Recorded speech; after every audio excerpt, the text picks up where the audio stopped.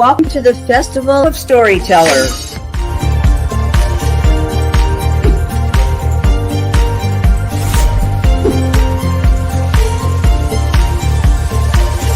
I thank everybody that's involved with this process because we know writers need readers and writers need publishers.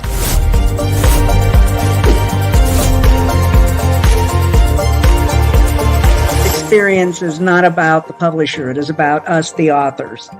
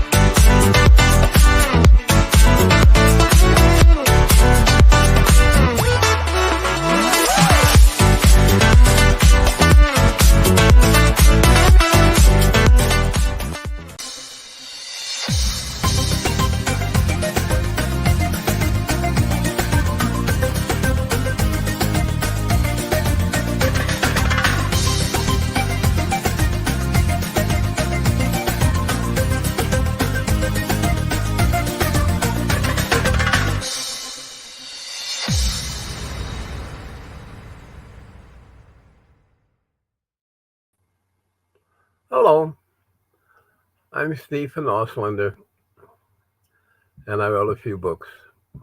I'm talking today about my first book, The Streamline Locomotive.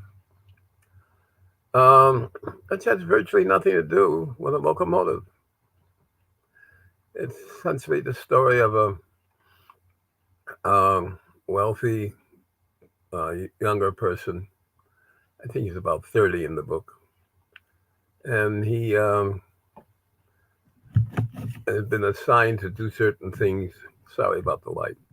Do certain things by his his uncles in the family, which means he has to grow up. He has to assume responsibility, which is something he's never had to do before. And it's interesting to watch him. He's capable. It's just that he's lazy. And that's what his main problem is. And I don't know if he gets out of it, but he gets himself into all sorts of trouble and then gets out of trouble. And it's I've enjoyed writing it. I was thinking, how do I write a book? And the thing is, I got an idea and an urge to write. And so basically, I'm writing a story that's a combination of several things. It's my daydreams. It's ever have a daydream where you imagine you're a different person or you're in a different situation and you're reacting to things and you're enjoying what you're doing or not enjoying it. But I enjoy it. So that's one part of it. Another part is wishful thinking. Yeah, I write about a character that I wish I could have done that or I could be in that situation, but I'm not. And then I bring in all sorts of things to complicate the situation. And basically, to me, it's a humorous book. It's very funny. Sections of it really are really make me laugh, and that's amazing because not only have I read the book several times, I've also written it. So you get to the point where you think I already knew all the jokes, but they're not jokes; they're situations, and the situation gets funny, no matter how deadly it could be. And I like that. One person said it's a farce, and I like that. A good humorous farce is well worth reading because it's funny and it makes you laugh. And anything that makes you laugh is good. So that's how I write the book. Get the idea, expand upon it, figure out where the character is going to go next, what's going to happen to him, and it sort of puts me in a situation of control. He's going to do certain things because that's what I say he's going to do. Or in some situations, it's what I would do in that situation. And then I write it down and put it all together, and hopefully people enjoy reading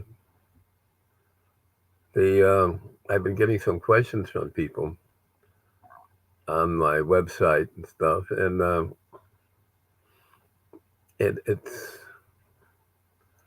the questions are just simple, normal questions. If you want to know how to write, uh, go take a writing class someplace. You want to know where to get your ideas? Examine yourself. Look into your daydreams. Daydreams are a great place to look for material for your own book if you tend to daydream. If I've got an idea, if I was, you know, daydream if I went to Vietnam, I was of the age to go. I was really at the end of the preferred age for somebody to get into it, and I could have gone. I could have volunteered for the draft, but by that time I was 26, and I had other things to do. I figured they could do without me because I would not have gotten into combat. I have too many physical problems that they don't like in the military, and so they would not have put me in combat. And if I'm going to be a soldier and not go to combat, what's the point of being a soldier? Doesn't make any sense to me. So I kept going for advanced degrees. That was a big enough challenge for me.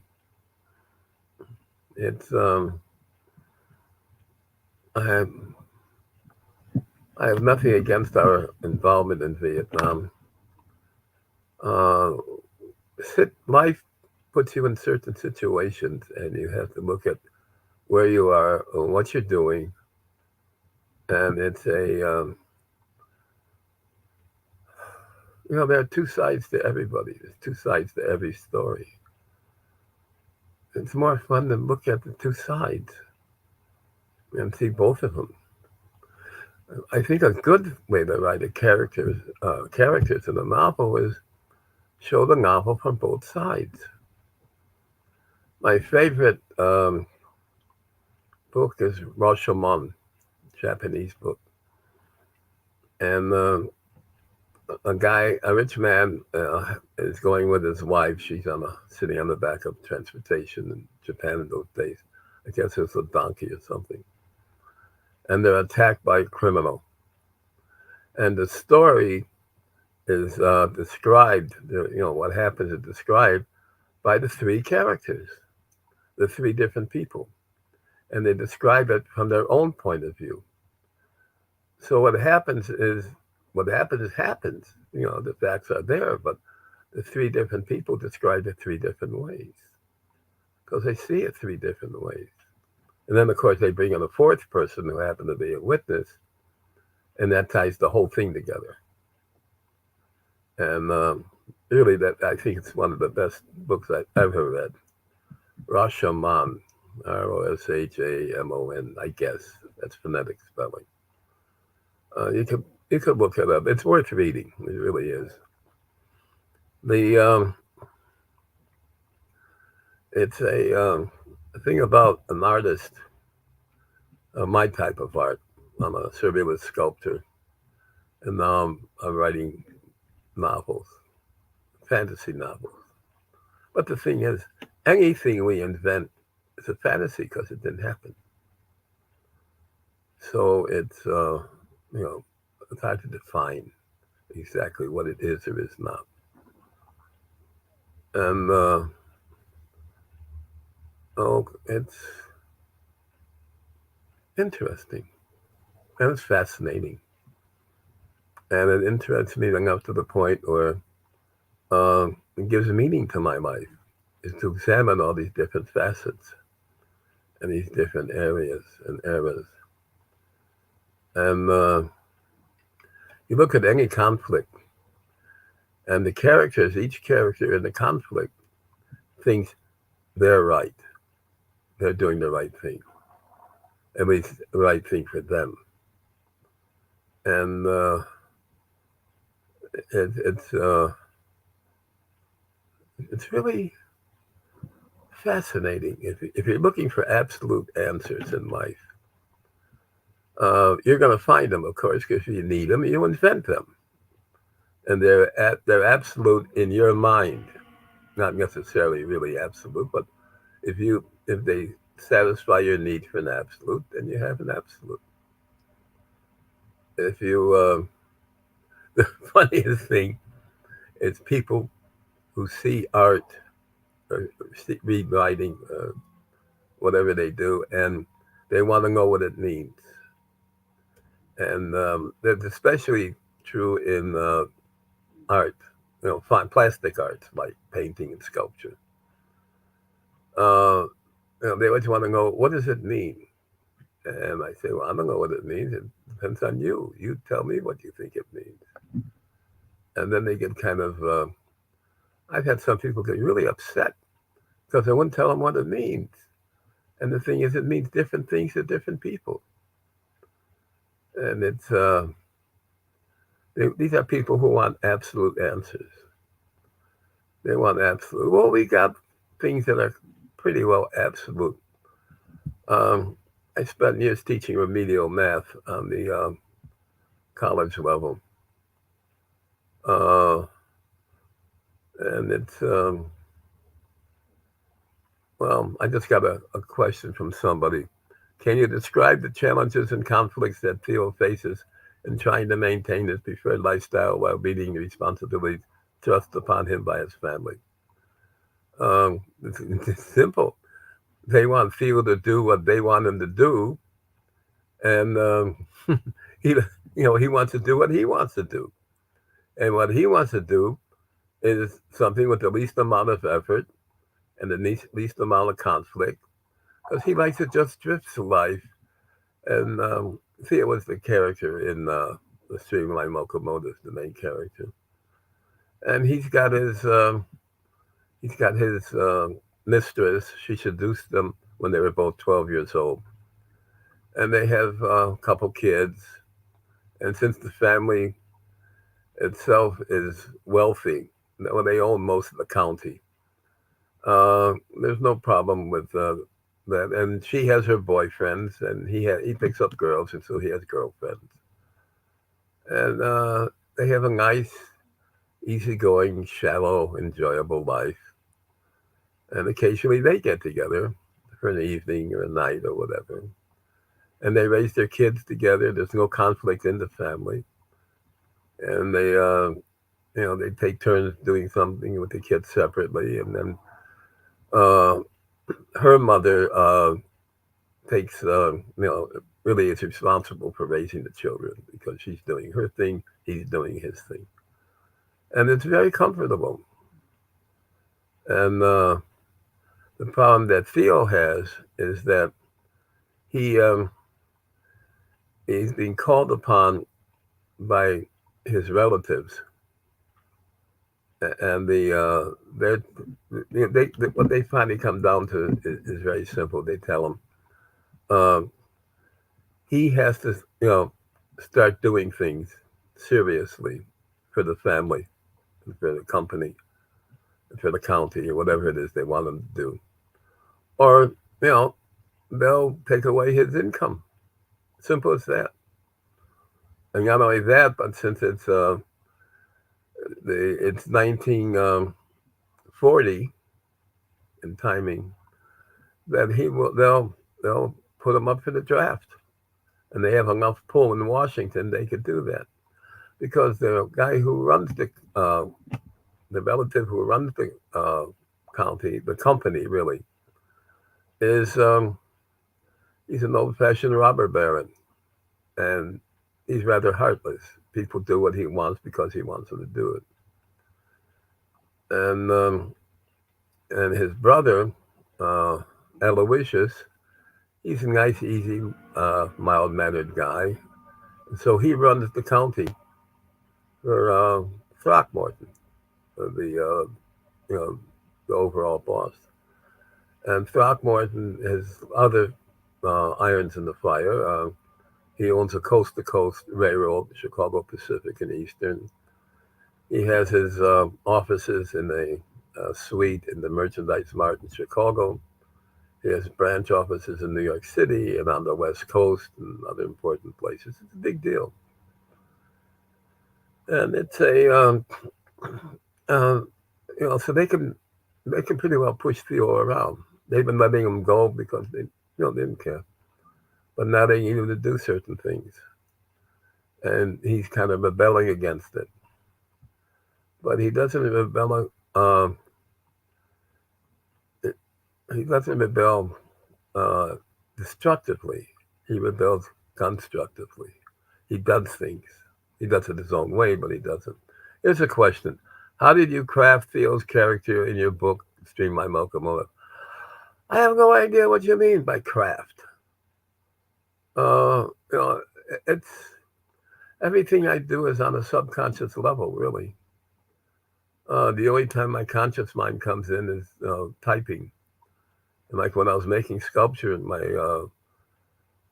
I always separated the mind into two places. My conscious mind, the left brain or right brain, I forget. Whatever. They're the ones who make you know that character produce the sculpture, and my mind came up with the sculpture itself. Here's a question. I kind of okay. They interpreted the train as a goal in life. Does the train have hidden meaning in your book? None whatsoever. It's just a stupid streamlined train. That's all. It's just a way of getting Theo involved in something that the book sort of it doesn't revolve about it, but it starts with him having to do the get the job to get this thing going, and then he has to figure out how to do it. They won't give him any money to do it with, and then it goes out into his finally it gets done. And I can't tell you that. You got to read the book to find out because you don't give away the story of a book.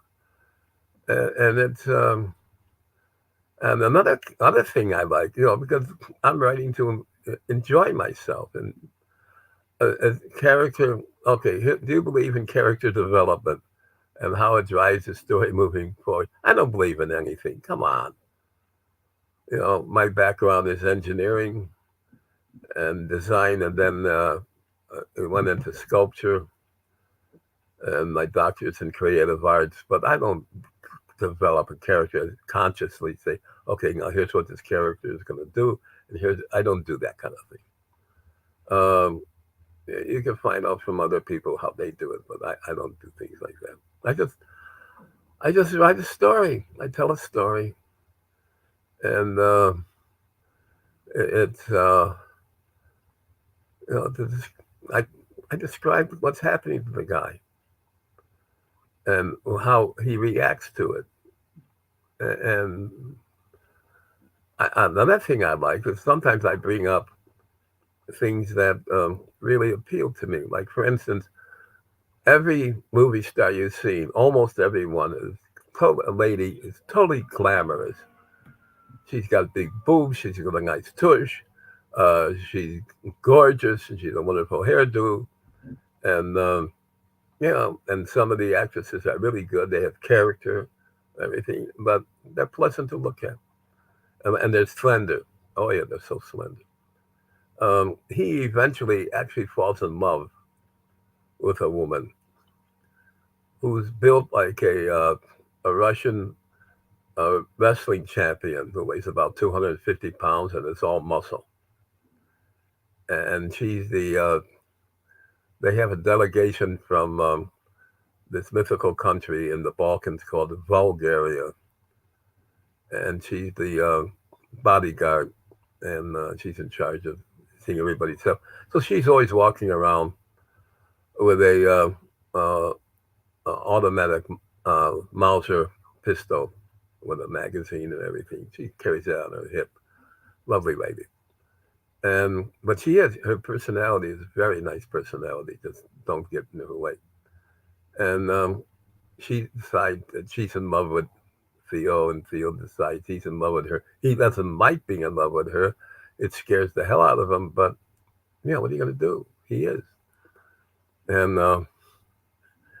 you know, every time usually when they decide to go to bed, she picks him up and takes him to the bedroom. It's fun writing things like that. And I enjoy writing them. And if people enjoy reading that stuff, then they enjoy it. That's excellent. And if they don't enjoy it, Sally, you wasted your money on the book. I've wasted money on books. I've got books and I've read them. And I remember one book, I couldn't get past 3 pages. And it was on a topic I liked, but I couldn't stand the guy's writing. It was dull and lifeless. Oh, God. So I one way I learned to write was by reading a lot of bad stuff, um, and I've got books I couldn't read anymore. Just couldn't stand the way the guy wrote. And it's not saying that it's bad. It's just that everybody's different. What I think is funny, another person doesn't think it's funny. Um, Give an example. You One of my favorite scenes is this old Laurel and Hardy movie. Look up Laurel and Hardy if you haven't heard of them. If any of you are are over 100 years old, you probably know what Laurel and Hardy are about in the United States. They're a comedy team. They started in the silent movie era, and then they went into the sound era. He's walking down the street, and he's carrying this huge tuba, and he's going with his friend, uh, and he's not looking where he's going, and he falls in a manhole in the middle of the sidewalk, which is funny. We all laugh at something like the poor guy. He could have broken his leg. He could have crippled himself. Uh, and then what happens is uh, he eventually gets up, and somehow the tuba ends up on the street. And along comes a truck and crushes it flat.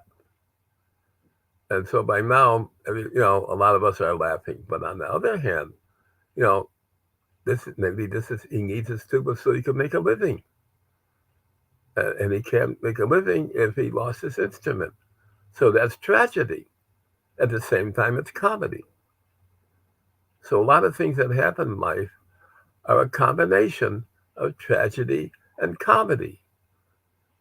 It depends how you look at it. It depends on what side of the line you are. I mean, is it happening to you? It might not be funny. If it happens to somebody else, it might be funny. Or it might not be funny because then you have empathy for the person that had the misfortune. Let me answer a question. What insights can the reader glean from Theo's journey in the book about the importance of family responsibility and personal growth in the context of real life situations and challenges? Bullshit. None.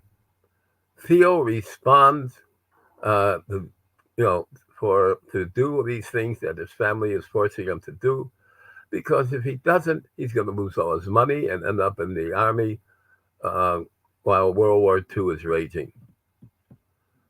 Because we didn't get into the war until December in 1941 when the Japanese bombed Pearl Harbor. And he, it's, uh, it's just, he isn't, I don't write morals in my book. I really don't. I just write people and my characters. And characters usually are more than flat images. They could be good, they could be bad, they could be both at the same time. Uh, it's we're three-dimensional human beings with three-dimensional characters. And if you're looking for morals in a story, make them up yourself. Invent your own morals from the story. Because how do you know you're getting what the author wanted? You don't know. And I certainly don't preach to anybody. I just say, go out and buy my book. Send me the money. Uh, a book is for enjoyment. The purpose of sculpture, I really don't know. I don't know what the purpose is. I know the purpose of the book is to give you something to read, but to avoid being bored. Um, and it's just, yeah, in life you got to have some fun. Because, if you don't, life can be rather tragic. And you end up being an old pickle puss. But laugh, laugh a lot. Unfortunately, my second book is not humorous. That's being published now. I'm working on it. And parts of it are tragic. And I won't get into it until the book actually is, comes out and is available. So maybe there will be another review some other time. But, um, oh my goodness, a person says that he feels liberated. Make your own moral approach. My own moral approach is simple. You're living, and you're responsible for the good things you do and responsible for the bad things you do. And if you can live with the bad things you do, then you do them. It's kind of simple. You may regret later that you did bad things, or you may profit by doing bad things and sit back and enjoy it. So I'm not preaching to anybody anything. All I'm saying is think for yourself. Try to decide what you want to do. The But if a person wants to find morals in my book, a moral statement, uh, go right ahead. You paid a couple bucks for the book, enjoy it, think anything you want. I don't care. Get your money's worth. Enjoy yourself. Life is too short. Life is too short. Period. And it's really tragic in many cases. At the same time, it's funny. Like Oliver Hardy uh, falling through an open manhole in the sidewalk. I still laugh when I think of it. A lot of slapstick humor, by the way, circles around misfortune that's happening to the star or the actor. Um, Here's a question. How do I balance humor and adventure in your book? I didn't know there was any adventure in my book. It's just people doing what they're doing. And what one person thinks is an adventure, another person says, "Oh, no big deal. I could do this." And it I don't balance. I switch from one to the other. In the second book, I don't switch. I don't even bother. I stick with there's a little humor here and there, but it's not a funny book. I'm working on the third book now, and I have no idea what that's going to be like. Parts of it may be funny, parts may not. I can, I have the choice to write a scene to be funny, or I could write it to be tragic, or I could make it a funny, tragic thing. It's depends on how I feel when I write it. The because I'm writing for me. I'm not writing for anybody else. I'm writing to please myself. When I make sculpture, I make sculpture to please myself. I'm very selfish. When I used to teach computer drafting on the college level, a program called AutoCAD. And it was rather difficult for people to learn things using the current textbooks because they expect you to read something, and then maybe 6 pages later you still remember what you read.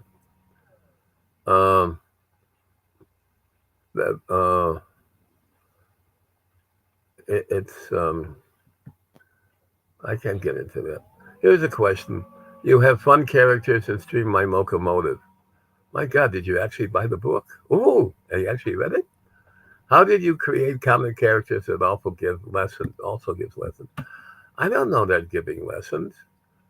Your interpretation is they're giving lessons. You see them as giving lessons as the reader. Some people read it and not see them as giving lessons. I don't intend that they're going to give lessons. I don't try to teach anybody anything when I write my book. I try to entertain myself. I'm very selfish. I try to entertain myself when I write my book. And that's it. I'm not a propagandist of any type. I'm certainly not a preacher. Um, it really is it's a totally individual subconscious thing with me. I did enough teaching when I was writing. When I was teaching computer drafting, I got so sick of the damn textbooks, the way they write them. I wrote my own. I wrote up workbooks for the students. I told the students in class, okay, first of all, you're going to be working on the computer. And I'll describe the situation. I'll describe the process with you. And then I give them a text for that lesson. And the text would tell them where to put their finger, what they're going to see on the screen when they do that, and what they do next, and then what they're going to see on the screen when they do the next, and what they do. And I take it, in other words, I literally take their hands, their fingers, and move them on the keyboard and tell them what I'm doing when I move them on the keyboard. And then I told the students when I was teaching math, I would tell them, you don't have to take notes. Because I hate, ever go to class and you have to take notes? What a stupid waste of time. Absolutely nonsense. I would write the notes for the students the day before. And I'd hand them out. I said, here's your notes. If you want to add a comment or two, go right ahead. But I'm not going to worry about it. And I would get up and demonstrate and discuss what I'm trying to teach them on the blackboard or the whiteboard these days, on the whiteboard. And I'd say, are there any questions? And I said, you really don't have to take notes because I'm repeating what I wrote on the book, on the pages I gave you. So that means they would stay up to date, up to the minute, up to the second with what I'm saying. I was in student classes where I had to take notes, and I never could understand what the teacher was talking about. I was too busy writing down what he said. What a waste. A dumb way to do things. I prefer my own way of doing things. My way is better. Why? Because I say so. What do you think? I'm going to say my way is worse? It's fun. Life can be fun. You got to have nerve, by the way. You got to have some guts to do it. And uh, it's really, you got to know how to handle people too. Not the students handle the bosses. The students, I was always on the side of the students. And every now and then when I was teaching and it was getting a little bit tedious, I throw in a joke or two. It's a little humor, not necessarily an outside joke, but somehow make it humor. And just to break it up. You can't be serious that long stretches of time.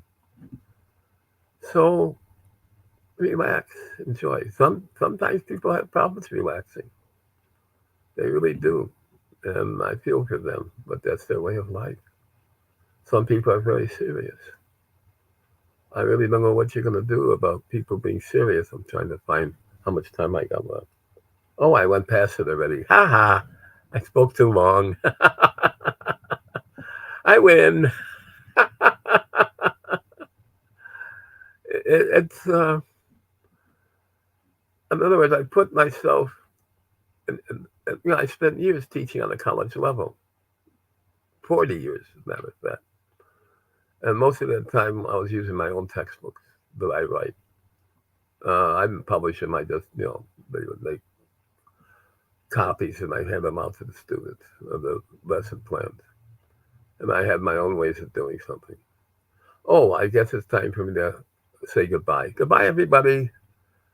You know, write if you could work, hang by your thumbs, as Bob and Ray used to say. Thank you for watching. I hope I haven't bored you. I don't even think you're listening anymore. I think they cut me off already. Okay. Bye-bye.